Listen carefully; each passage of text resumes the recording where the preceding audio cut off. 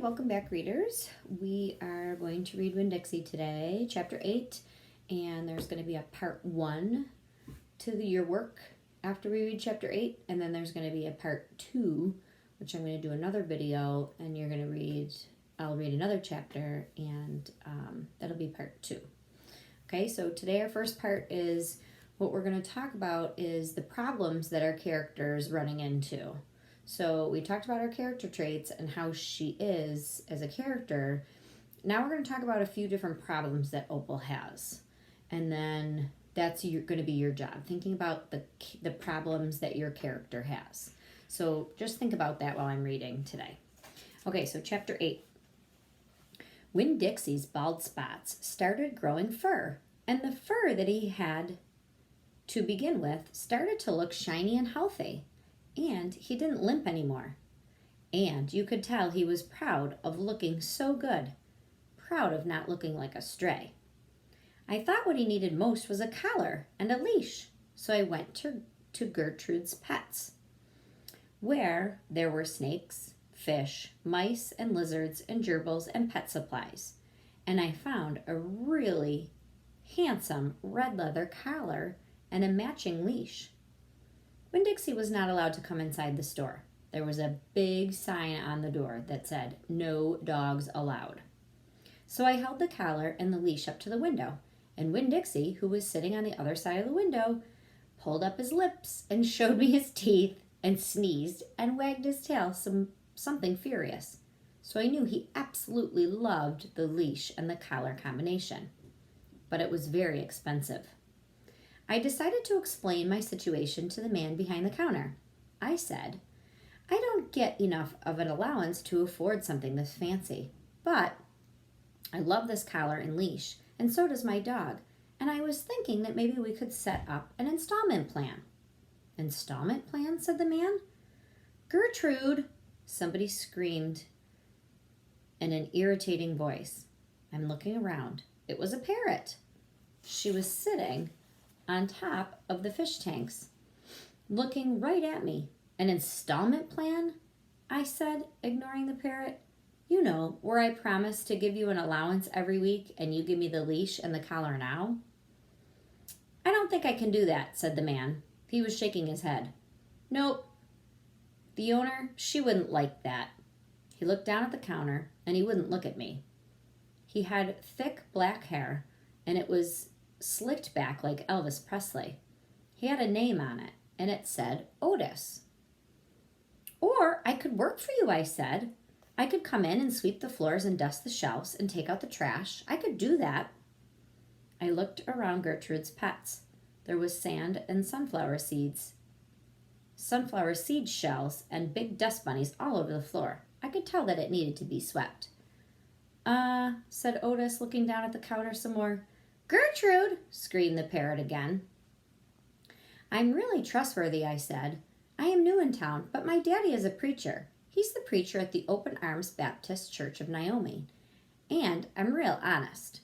But the only thing is Winn-Dixie, my dog, would have to come inside with me. Because if we got separated for too long, he starts to howl something terrible."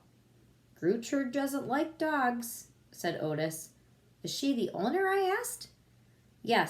No. He finally looked and pointed at the fish tank. "That Gertrude, the parrot. I named her after the owner." "Gertrude's a pretty bird," screamed Gertrude. "She might like Winn-Dixie," I told Otis. "Almost everybody does. Maybe he could come inside and meet her, and the two of them could get along, and then I could have the job." "Maybe," Otis mumbled, and then he looked down at the counter again. So I went to the door, and Winn-Dixie came trotting inside the store. "Dog!" screamed Gertrude. "I know it," Otis told her. And then Gertrude got real quiet. She sat on top of the fish tank and cocked her head from one side to the other, looking at Winn-Dixie. And Winn-Dixie stood and stared back at her. He didn't hardly move. He didn't wag his tail. He didn't smile. He didn't sneeze. He just stared at Gertrude, and she stared at him. And then she spread her wings real far and flew and landed on top of Winn-Dixie's head. Dog, she croaked. Winn-Dixie wagged his tail a tiny bit, and then Otis said, "You can start on Monday." "Thank you," I told him. "You won't be sorry." On the way out of Gertrude's Pets, I said, "Winn-Dixie, you are better at making friends than anyone I've ever known. I bet my mama knew you. She would think that you were the best dog ever." Winn-Dixie was smiling up at me, and I smiled down at him, and so neither one of us were looking where we were going, and we almost bumped right into Sweetie Pie Thomas. She was standing there, sucking on the knuckle of her third finger, staring in the window of Gertrude's Pets. She took her finger out of her mouth and looked at me. Her eyes were all big and round. "Was that bird sitting on your dog's head?" she asked. She had her hair tied up in a ponytail with a pink ribbon, but it was much more of a ponytail.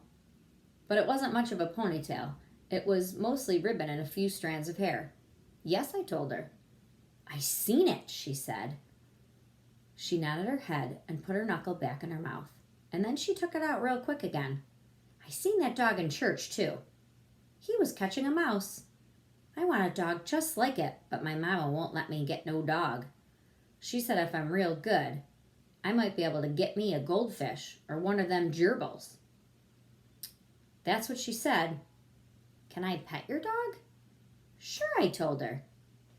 Sweetie Pie stroked Winn-Dixie's head so long and serious that his eyes dropped half closed and drool started coming out of the side of his mouth. "I'm going to be 6 years old in September. I'm going to stop sucking on my knuckle then, once I'm 6, said Sweetie Pie. "I'm having a party. Do you want to come to my party? The theme is pink." "Sure," I told her. "Can this dog come?" she asked. "You bet," I told her. All of a sudden, I felt happy. I had a dog, I had a job, I had Miss Franny Black for a friend, and I had my first invitation to a party in Wyoming. It doesn't matter that it came from a 5-year-old, and the party wasn't until September.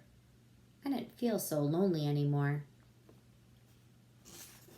Okay, so what I'm going to have you do is to come up with problems that your character's having in the book. And then the next thing that we're going to do is we're going to talk about the reaction of how they're dealing with it. Okay? The very first thing, this is just part 1, is to write down. So I'm going to give you this blank paper where you're going to write down the problems today. And then the next time we meet again, you'll do the reaction. Okay? So the first time is the problem. So one of Opal's problems is that Opal misses her mom. She misses her mom a lot. Another problem that Opal is having is that Opal is in a new town and she doesn't have any friends. And another problem that Opal is having is that the Dewberry boys tease Opal. And we're going to hear that probably most likely in the next chapter. Okay, but they tease her a lot. Okay, so you have 3 different problems. Okay, you could also say another problem is that, that Amanda girl doesn't seem to care for her very much either. She always kind of has that strange look on her face. Okay, so she's having a hard time with that. But we'll talk about the problems and then we're going to talk about her reactions next time. Okay, all right. See you next time.